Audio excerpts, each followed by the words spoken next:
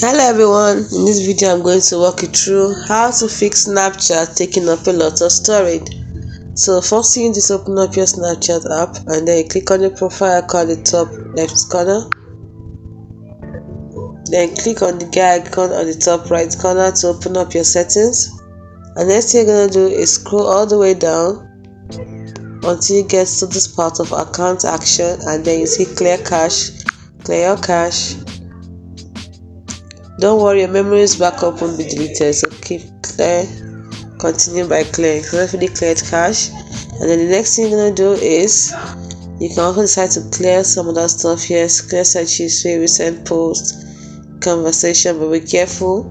So once you're through with that, another way to save the storage space is to delete and re-download Snapchat or install and uninstall Snapchat. Now, this has happened before, and it's for where Snapchat occupying too much space.